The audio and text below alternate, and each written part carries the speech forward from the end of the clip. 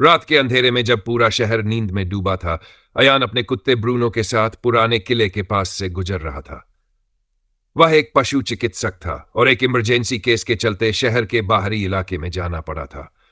रास्ते में उसका कुत्ता बार बार गुर्रा रहा था। उसकी आंखों में अजीब सी दहशत थी। क्या हुआ ब्रूनो? अयान ने उसके सिर पर हाथ फेरा, लेकिन ब्रूनो की बेचैनी बढ़ती जा रही थी। तभी हवा में एक अजीब सा महकता हुआ इत्र घुलने लगा, एक ऐसा सुगंध जो कामुकता और मौत की मिलीजुली आहट दे रहा था। अयान को महसूस हुआ कि उसके शरीर में अजीब सी जुरजुरी दौड़ रही है, जैसे किसी ने अदृश्य हाथों से उसे छू लिया हो। अचानक एक मधुर लेकिन रहस्यमयी हंसी हवा में गूंज उठी। अयान ने चारों ओर देखा, लेकिन कोई नहीं था। फिर धीरे धीरे धुंध में एक स्त्री आकृति उभरने लगी, अत्यंत सुंदर, लेकिन उसकी आंखों में एक अजीब सी लपटें जल रही थीं। कौन हो तुम? अयान ने डर और आकर्षण के मिश्रण से पूछा। मैं वो हूं जो तुम्हारी आत्मा और शरीर दोनों को चाहती है। उसकी आवाज रेशमी थी, मगर उसमें एक अजीब सी भूख थी। अचानक ब्रूनो ने भौंकते हुए उस आकृति पर झपट्टा मारा, लेकिन वह स्त्री हंसने लगी और हवा में विलीन हो गई। कुछ ही पलों बाद ब्रूनो ने चीख मारकर जमीन पर गिरना शुरू कर दिया। अयान ने देखा, ब्रूनो की त्वचा जलने लगी थी, जैसे कोई अदृश्य आग उसे भस्म कर रही हो। नहीं! अयान ने चिल्लाते हुए ब्रूनो को उठाने की कोशिश की, लेकिन तभी वह स्त्री फिर प्रकट हुई। इस बार उसके लंबे नाखून नुकीले खंजरों की तरह चमक रहे थे। तुम्हारा कुत्ता मेरे रास्ते में आ रहा था, अब तुम्हारी बारी है। अचानक अयान को महसूस हुआ कि उसका शरीर जकड़ने लगा है। उसकी चेतना धुंधलाने लगी थी और उसके कानों में एक धीमी फुसफुसाहट गूंजने लगी। मुझे तुम्हारा शरीर चाहिए, तुम्हारा स्पर्श, तुम्हारी आत्मा। अयान की आंखें धीरे धीरे बंद होने लगी और अंतिम चीज जो उसने महसूस की वह थी एक ठंडी रेशमी छुअन जो धीरे धीरे उसे अपने शिकंजे में ले रही थी। अगली सुबह एक राहगीर को किले के पास एक अधजला शव और एक मरा हुआ कुत्ता मिला, और हवाओं में अब भी वही मीठी लेकिन भयानक सुगंध घुली थी। इंस्पेक्टर रोहित और कांस्टेबल अरुण ने बूढ़ी औरत की बातों को सुना, लेकिन वे इसे महज किसी बुजुर्ग की मनगढ़ंत कहानी समझ रहे थे। अरुण, ये यक्षिनी वक्षिनी कुछ नहीं होती। ये किसी सीरियल किलर का काम लगता है।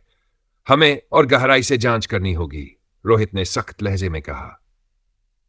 लेकिन तभी किले के अंदर से एक दिल दहला देने वाली चीख गूंज उठी। दोनों सिपाही चौकन्ने हो गए।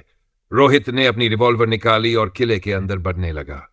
बूढ़ी औरत ने घबराकर उन्हें रोकने की कोशिश की, लेकिन रोहित ने उसे नजरअंदाज कर दिया। किले के अंदर हवा में वही मीठी लेकिन अजीब सी गंध तैर रही थी।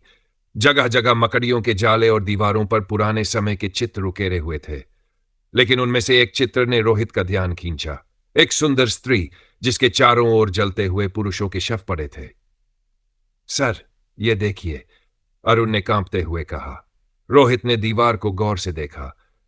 तभी उन्हें ऐसा लगा जैसे कोई उनके पीछे खड़ा हो। एक ठंडी सांस उसकी गर्दन से टकराई। कौन है वहां? रोहित ने अचानक पलटकर पूछा। कोई जवाब नहीं आया, लेकिन तभी एक हल्की हंसी गूंज उठी। वह आवाज इतनी सम्मोहक थी कि अरुण के हाथ से टॉर्च गिर गई। अंधेरे में अचानक एक छाया उभरी। रोहित ने टॉर्च की रोशनी डाली। वहां एक अत्यंत सुंदर औरत खड़ी थी, जिसके लंबे काले बाल उसकी कमर तक लहराते थे। उसकी आंखों में एक रहस्यमयी चमक थी, लेकिन उसके होंठों पर एक खौफनाक मुस्कान खेल रही थी। तुम लोग यहां क्यों आए हो? उसकी आवाज रेशमी थी, लेकिन उसमें कुछ ऐसा था जो सीधे रूह को कंपा रहा था। हम पुलिस हैं और यहां हुई हत्या की जांच कर रहे हैं। तुम कौन हो? रोहित ने सख्ती से पूछा। मैं वो हूं जिसे तुम नहीं समझ पाओगे। और वह एक झटके में हवा में गायब हो गई।